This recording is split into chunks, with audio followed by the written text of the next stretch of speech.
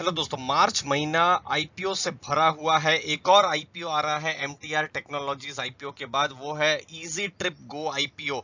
ये आईपीओ के बारे में हम आपको बताएंगे, इंपॉर्टेंट डेट जो आपको ध्यान में रखनी है वो बताएंगे।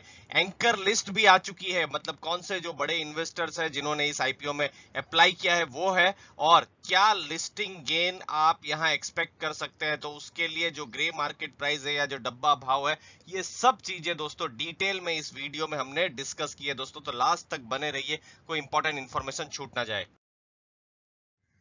सबसे पहले जो आईपीओ की डेट है वो है मार्च 8 से 10, मतलब मंडे से वेडनेसडे, ये 3 दिन के लिए आईपीओ खुला रहेगा। डेट्स पर थोड़ी देर के बाद डिटेल में हम डिस्कस करने वाले हैं दोस्तों। अब देखिए, प्राइस बैंड है 186 से 187। अब यहाँ 187 को ही हम लोग कैलकुलेशन में लेंगे, और मार्केट लॉट जो रहेगा वो होगा 80 शेयर का, और फिर ये 187 को आप 80 से मल्टीप्लाई करेंगे तो एक लॉट की कीमत बनती है 14,960, यानी 14,960 रुपए का एक लॉट यहां पर होता है। तो यहां पर बिल्कुल आपको ध्यान में रखना है, चूंकि अभी आईपीओ बिल्कुल आ रहे हैं, बहुत ज्यादा डिमांड है, तो और ये आईपीओ भी बिल्कुल संभावना है कि ज्यादा से ज्यादा ओवर सब्सक्राइब हो जाए, तो आपको 187 पर बिड करने से आपके अलॉटमेंट के चांसेस ज्यादा रहेंगे, उसको बिल्कुल ध्यान में रखना है। अब इंपॉर्टेंट डेट्स कौन सी रहेगी, देखिए मार्च 8 से 10 तारीख को ये आईपीओ खुल रहा है जो हमने डिस्कस किया। अलॉटमेंट 16 मार्च को होने की बात है, 16 मार्च है, फिर से मंगलवार का दिन हो रहा है 16 मार्च, वहां पर अलॉटमेंट की डेट है, और इनिशिएशन ऑफ रिफंड 17 मार्च को एक्सपेक्टेड है। अब यही एक डेट रहेगी 17 मार्च, जिस दिन हम लोग अलॉटमेंट की लिंक भी एक्सपेक्ट कर सकते हैं दोस्तों। अगर आपका अलॉटमेंट हुआ है तो शेयर आपके डीमेट अकाउंट में 18 तारीख या 18 मार्च को एक्सपेक्टेड है कि आ जाए, और 19 मार्च को आईपीओ की लिस्टिंग की बात है दोस्तों। 19 मार्च है, फ्राइडे का दिन, उस दिन इसकी लिस्टिंग होगी। देखिए मार्च का महीने में बहुत सारे आईपीओ आ रहे हैं। अभी तो हमने इजी ट्रिप वाले आईपीओ की हमने डेट्स खाली डिस्कस की। अब देखिए, अनुपम रसायन का आईपीओ आ रहा है 12 से 16 मार्च के बीच में।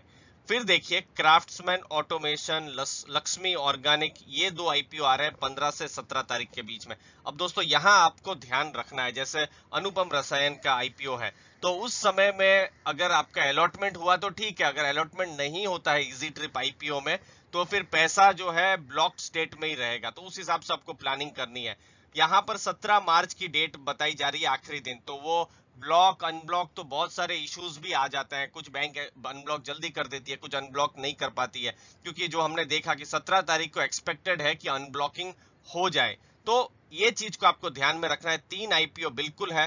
फिर देखिए, एमटीएआर का जो रिफंड है वो 12 तारीख को एक्सपेक्टेड है, तो वो 12 का 13 भी हो जाता है, तो भी एटलीस्ट अनुपम रसायन के लिए आपके पास जो भी है वो चिंता नहीं रहेगी। लेकिन इजी ट्रिप वाले आईपीओ के लिए थोड़ा सा मुश्किल हो जाएगा, तो आपको बिल्कुल प्लानिंग करके रखनी है जो भी आपने इन्वेस्टमेंट है उसके पैसे के लिए। तो जो हमने आपको बताया कि अनुपम रसायन, क्राफ्ट्समैन, लक्ष्मी ऑर्गेनिक, ये 3 आईपीओ में तो आपको फिर अलग से ही पैसा बिल्कुल रखना रखना पड़ेगा, अगर आपको इन सब आईपीओ में अप्लाई करना है तो दोस्तों। तो बाकी भी बहुत सारी चीजें हैं, इनके लिए भी हमने रिपोर्ट्स हैं, business detail, anchor list, GMP, ये सब चीजें हम तैयार कर रहे हैं, जो आपके सामने हम जल्दी से जल्दी लाएंगे दोस्तों। अब सबसे पहले, अगर आपके आपके फ्रेंड्स या फैमिली मेंबर का अभी भी डीमेट अकाउंट नहीं है, तो लीडिंग ब्रोकरेजेस से डीमेट अकाउंट खोल सकते हैं, और 300 रुपीज का कैशबैक भी मिलेगा, लिंक नीचे दी हुई है, बिल्कुल फ्री में ये जो डीमेट अकाउंट है वो आप खोल भी सकते हैं और आईपीओ में अप्लाई भी कर सकते हैं। अब हम आगे बढ़ते हैं इजी ट्रिप आईपीओ में।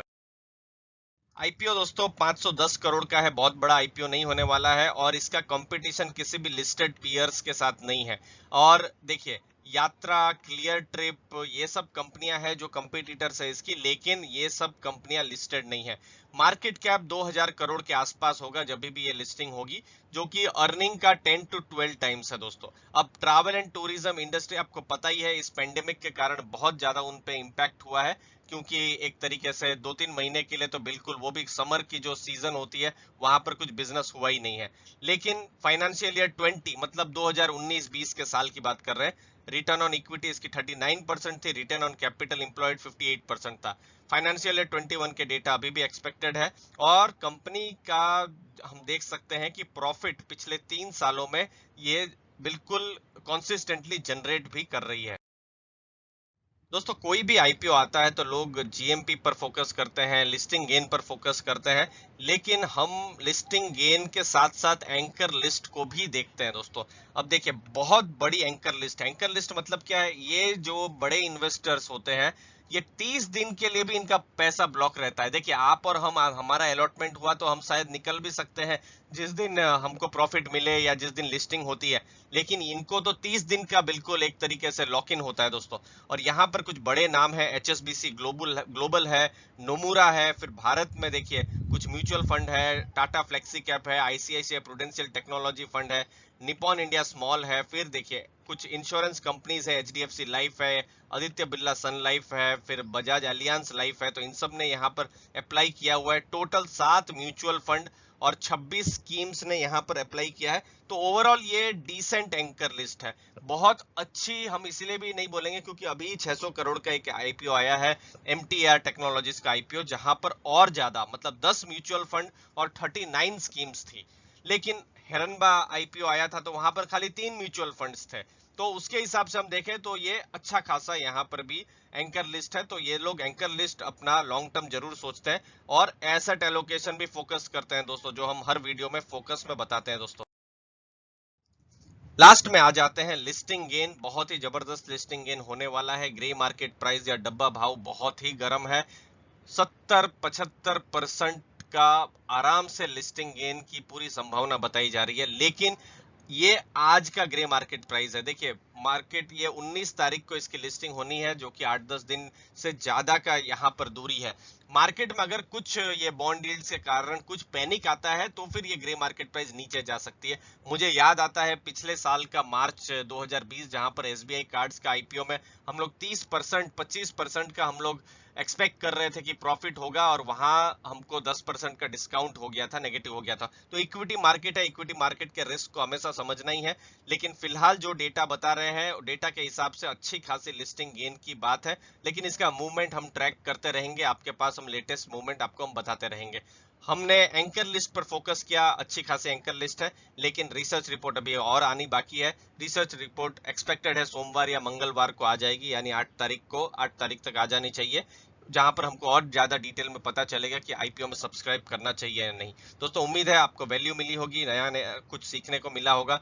आप अभी भी आपके जो भी फ्रेंड्स हैं या आपका जो ब्रोकरेज अकाउंट है, डीमेट अकाउंट है, खुलवा सकते हैं, नीचे लिंक दी हुई है दोस्तों।